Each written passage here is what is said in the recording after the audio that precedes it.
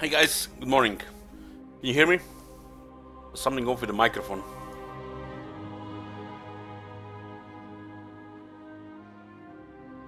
So I figured out what was happening with my PC in the last 2 weeks. It was the Windows 10 April update. It caused all that issue, the crash and the crash and the freeze on the last day of the Texas campaign. A few days in the Divinity Original Sin, and yesterday I was watching a TV show when my whole PC started freezing, and eventually just permafroze. Low water resistance. What can I tell you? And when I restarted the PC, it started installing, and then it was installing for like 15 minutes, multiple restarts, and then all of a sudden it's like it was some kind of big update for Windows 10. A lot of pop-ups, click this, do that, you know, privacy stuff.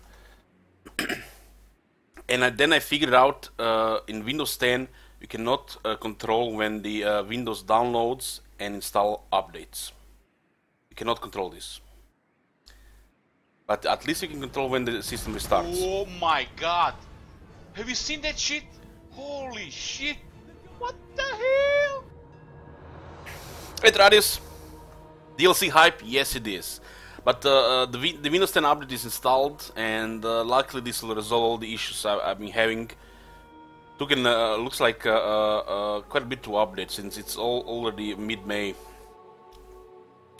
So today they announced the new DLC finally for Warhammer 2. The Queen and the Crone.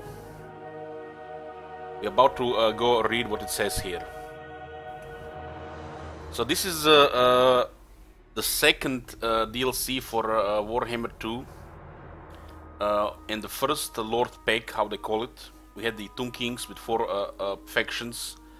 And this one is the, they call it the Lord Pack. Because it does not release stuff for is like a new faction or for one faction specific. It's for 2 factions. So I'm guessing we're getting multiple lords here. First for the High Elves and Dark Elves, and then it's gonna be the same for the Lizardmen and the Skaven. I still think Skaven will have the most of even more than 4 factions, 4 Legend Lords. I mean, they have multiple locations on the map, and they do need to have more than the other guys. One was free to play, so who knows? Maybe the next 1 or 2 are gonna be actually DLC. Okay, let's go check it out. This one has a really big hair. They both look pretty cool. This one looks more unique than this is the Everqueen Alarielle. She looks more unique than this one. We're getting 2 more grills in the game, guys. People gonna go nuts. So let's read this. What is Queen and the Crone? The Queen and the Crone is our first Lord Spec DLC for Total War Warhammer 2, bolstering the force of the High Elves and the Dark Elves, and introduce 2 famous rival characters and new iconic units. New units, yes! Finally we're getting new units! From the world of Warhammer Fantasy battles to your campaigns and battles. So for Lord Packs, for the first part of the trilogy, we have intended to focus the DLC around the legendary rivalry from the Warhammer Fantasy lore. And what could be more of a rivalry than between the Everqueen and the Crone? What's more, we have been listening to the feedback from the community following the steps of Isha DLC. Step of Isha? Was that a multiplayer DLC release? And in our game metrics, this time really focusing on campaign replayability and picking units for this campaign and emphasize the suit of the new lords. And suit the new lords. That's a little tricky word there. Didn't I use my little easier words there? So why they compare it to the Steps of Isha? Wasn't that like a multiplayer DLC? They wanna really buff the buff the replayability of the campaign, make some more variety in the siege settlements. Not every siege copy pasta. Some unique settlements like in Thrones of Britannia. Get me those walls, high walls, curved walls, round walls.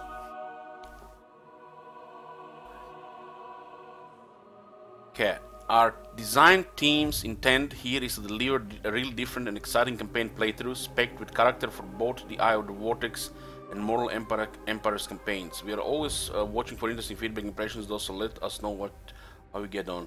When you know, it's not only you need to release new units and new lords, new factions. You need to release new terrain, new battlegrounds, and new siege maps. That would definitely increase the replayability value immensely. This content is the content in this pack is available in both Eye of the Vortex and Mortal Empire's campaign, and it will add. Oh, it's good. It's for the Eye of the Vortex as well. So some people still play Eye of the Vortex and not the real Mortal Empire Supreme Race. So what will it add? 2 new Legend Lords with the new quest chains, magic items and skill trees. We're getting 2 new Lords. New campaign mechanics and objectives, new hero type for High Elves, new Lord type for Dark Elves. So the High Elves are getting new hero and the Dark Elves are getting new Lord. New battlefield units for both races. 16 elite Regiments of Renown. Regiments of Renown, hell yeah! Does this mean that every faction getting 8 new Regiments of Renown? And the Lasermen and the Skaven will also get 8 new. No new battlefields and no new siege maps. QQ. So we have Alarielle the Everqueen. This is the Queen. Alarielle the Radiant. Oh my god! Have you seen that shit? Holy shit! What the hell? Emmanuel, thank you so much. Starting position: Gain Vale, Avalon, Vortex, and Mortal Empires. So Avalon is green in the north. So the start will be here. The start will be here. It's a pretty cool location. Isn't this a magical forest? This peninsula here. Pretty cool start. This peninsula here. I think this is a magical forest. This is Avalon here. The green banner with a red heart in the middle.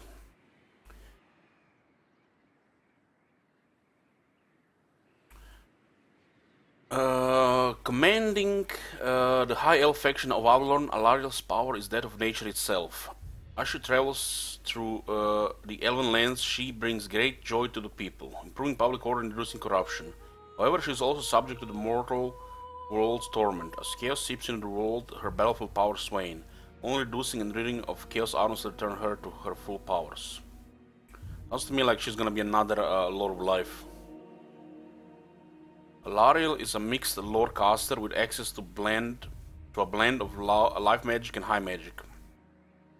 So life magic and high magic. Hopefully she has apotheosis from the high magic. High magic is situational, not very good.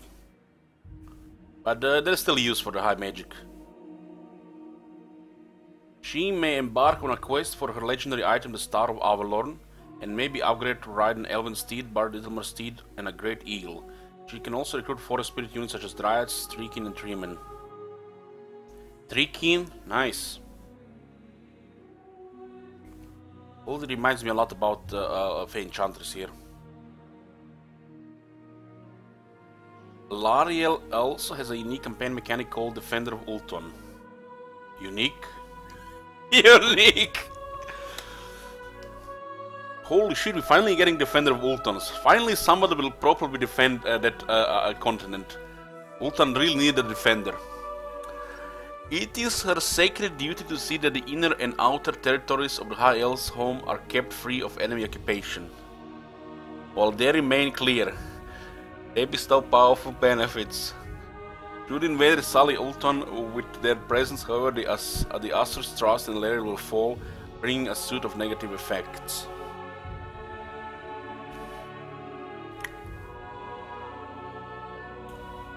Guys, we're not playing Warhammer today. We're just checking the information here.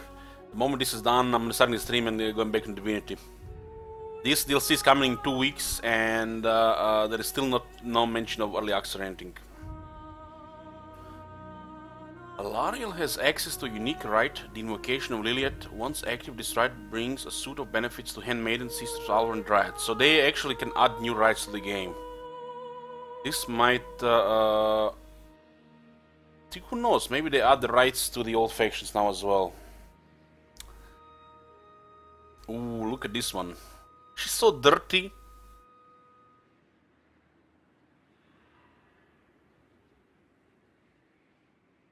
This is the Crone Hellebron. So, Crone Hellebron start position Harganet. Everybody knows where Harganet is. It has that unique building for the Executioners, the Road of Skulls, province, Vortex and Mortal Empires. Good thing, you know, people can still play them in Vortex. You know, people still play Vortex in 2018. And DLC is actually cheap, guys. It's under $7, and you get 2 new factions and also quite a bit of new units. Hellebron the Everqueen leads the force of Harganet, a uniquely murderous Dark Elf faction. She may periodically call a dead knight, expending slaves on a night of murderous rampage to keep her power strong. Failure to regularly hold these festivals will have a detrimental effect on Hellebron. Looks like they both have unique campaign mechanics, so you can get a bonus, and if conditions are not met, you get a negative thing. As each dead knight is called, nearby Dark Elves undertake the Blood Voyage, raising an army in thrall to Crone Hellebron, and in whose post-battle rewards she shares.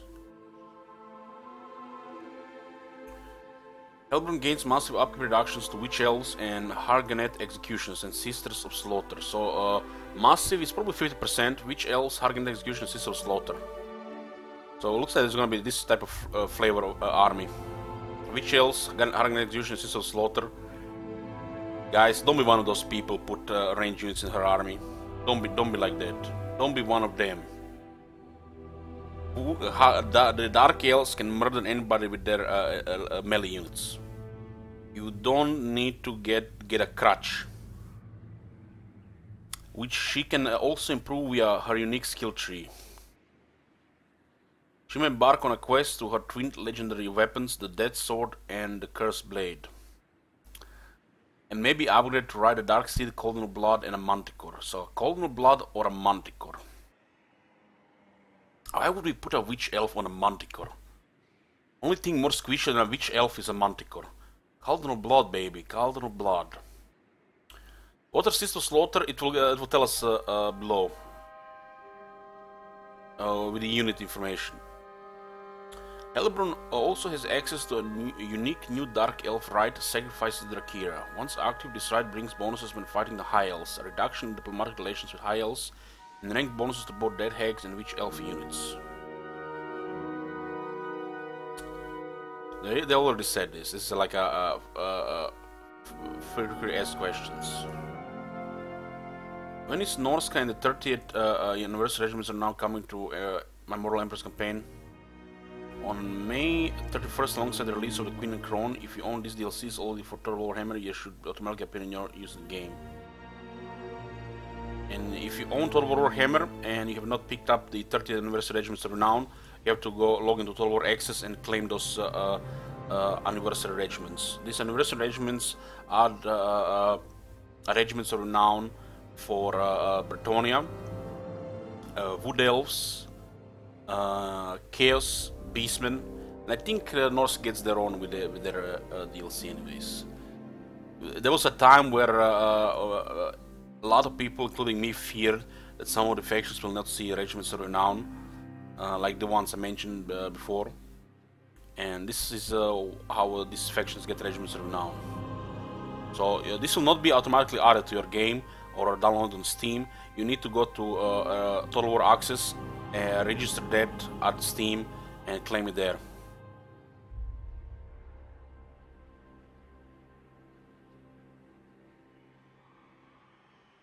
Will the legendary lords in the Queen and the Crone be fighting for control of the Vortex?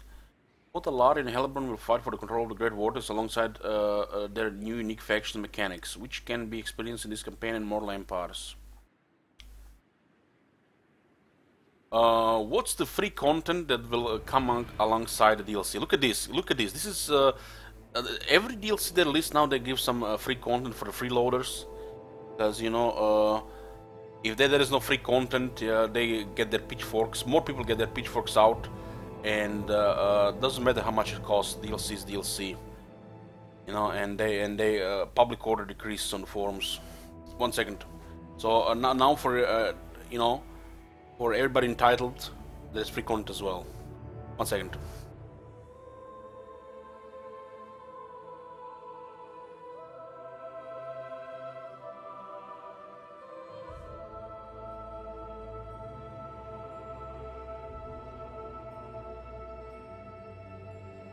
Okay, sorry guys for interrupting. What's in the free update that will... Okay, hold on. Alitanar will be a new free legendary lord coming free alongside the Queen of the Crone, as well as his personal Shadow Walker unit.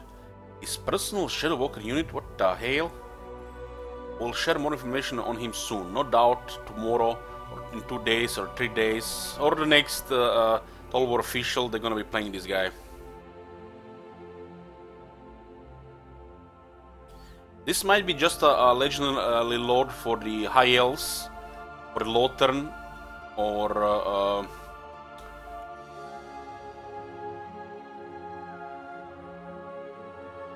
so this is the 4th legendary lord for the High Elves, from the look of it. He might have his own faction, or he might just be a part of Lothern or Lord Masters or the Avalon. I do hope he gets his own faction. What's in the free update that will come alongside DLC? The Resurgent update will contain lots of tweaks, fixes, and additions to Total War Warhammer 2, whether you purchase the DLC or not. I already mentioned a few of these as part of Tuesday Newsday, or how I call it, Tuesday. Some additions we hadn't mentioned yet, so stay tuned for a full patch and update notes coming soon. This is not even the full notes. So the only time they fix anything in the game is with the major updates. So if something is broken, it's gonna stay broken for 6 months. You know, guys, remember when the Wood Elves were released? It taken 8 months to add them other followers. Any content post-release, but this is not all. The rookie possesses a dark and powerful weapon. When blood runs in the rivers and the air is choked with death, the chains will break and this monster's secret will be unleashed. Okay, this is it. It's time to watch the trailer, guys. 1 second. This is very exciting, guys. I'm excited. Let's Oh my god! Have you seen that shit? Holy shit! What the Hey, hell? Gossip Bob! With a tier 3 sub, thank you. Appreciate it. Unit info on Steam page? Okay, we'll check that as well. Unit info on the Steam page. Okay.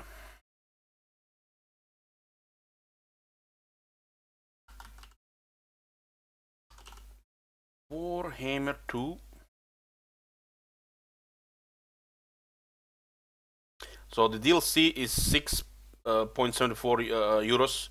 Probably the same in dollars.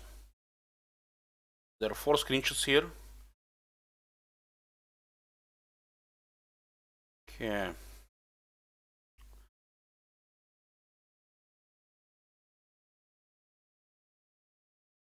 Unique units. Sisters of Avalon for Alarielle. Among Alarielle's most loyal warriors, the Sisters of Avalon are dual role combatants, skilled with both blade and bow. The bows of Avalon deal magical flaming attacks, and like many high elf units, they are subject to martial prowess. Elite units with martial prowess. Gotta love this stuff. Shadow Warriors. The first and often last clue a foe gets to the presence of the Shadow Warriors is a ravaging hail of arrows tearing into their ranks. With Wang deployment stock and long-range bows, this already look like Wave Watchers.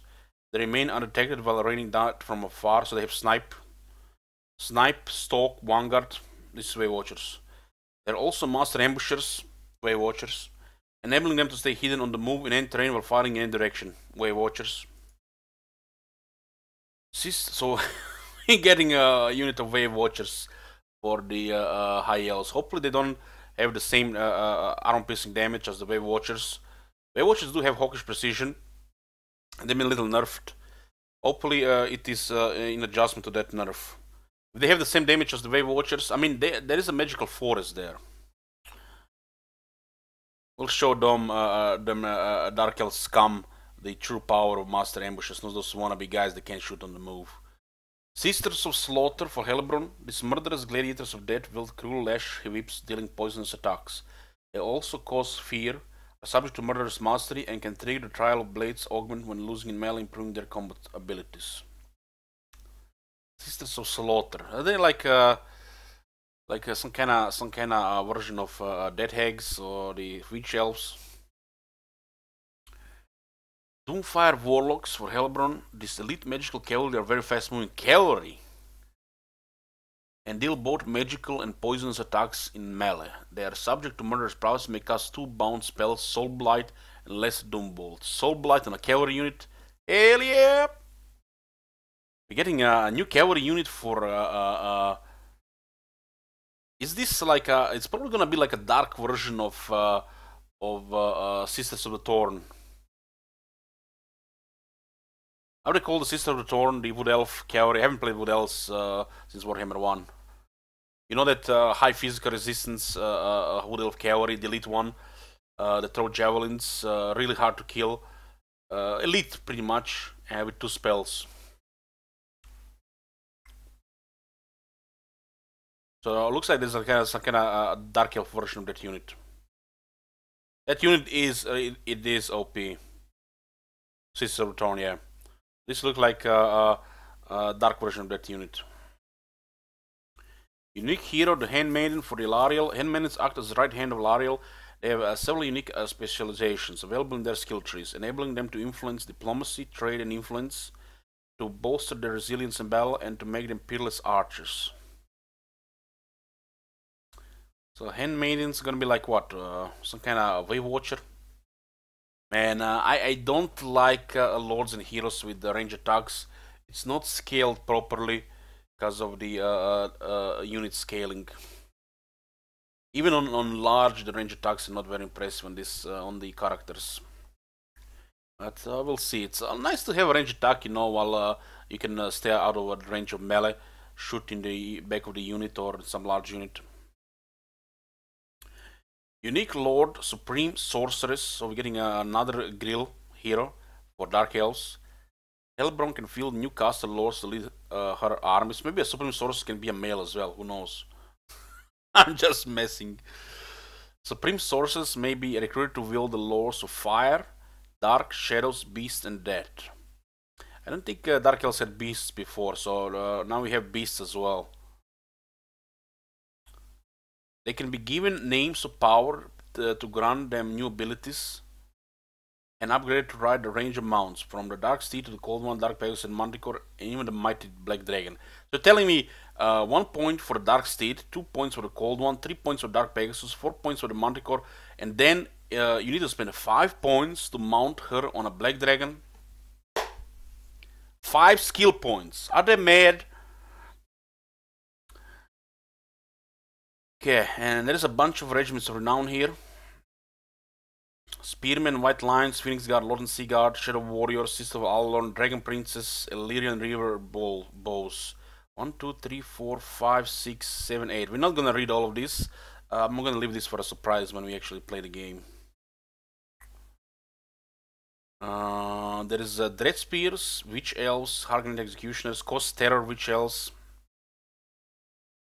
Hopefully they have better stats.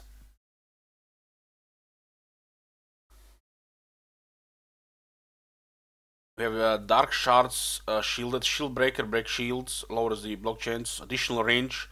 There is a Regiment of Renown Dark Shards with additional range. Doomfire Warlocks, have a Word of Pain and a Soul Stealer, nice. There are Dread Knights without Rampage. They have Murderous Mastery. There is a War Hydra Regiment of Renown as well. Looks like a Cold Hydra. And there is actually a flying unit Regiment of Renown for the Dark Elves, flying horses, the Dark Pegasi. It's actually pretty cool. I love stuff like this. When there is a unique Regiment of Renown, the unit is not available otherwise. This is pretty cool.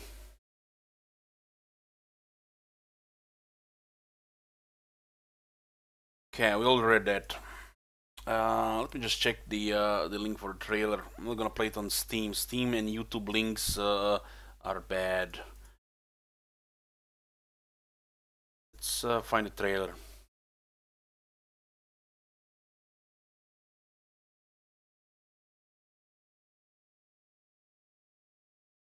Got it. It's gonna be loud, guys, so I'm warning you.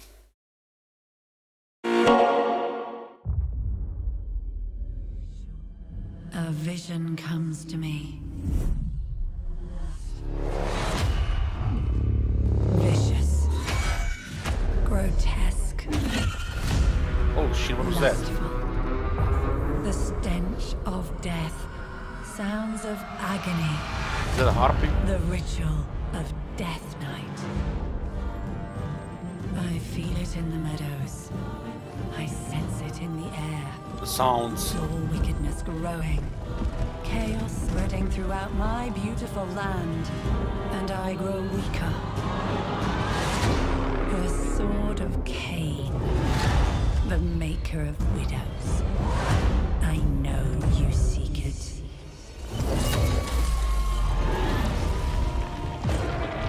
But your efforts are futile.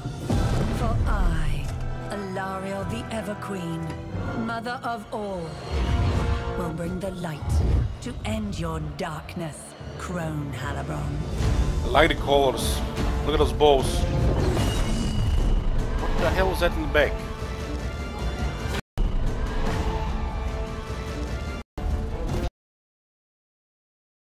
Are those the warlocks?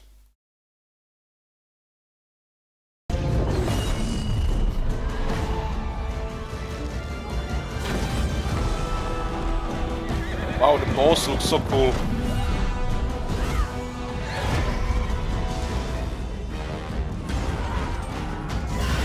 What the hell?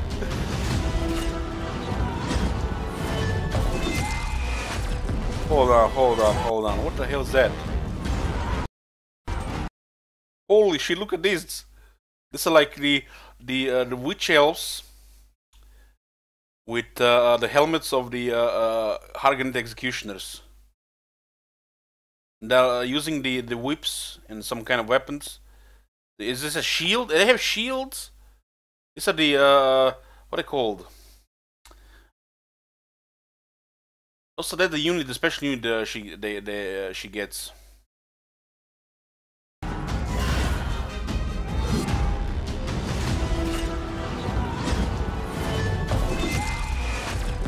Sisters of Slaughter, yeah. Come on, man, don't give me some kind of dual tease. We all know that the woman with a blade and a dual wield will kill her in melee. Wizard can't do shit to that shit. So, boys, this is coming in about 2 weeks. The price is not even that expensive. It's actually quite cheap. I'm actually surprised with the price.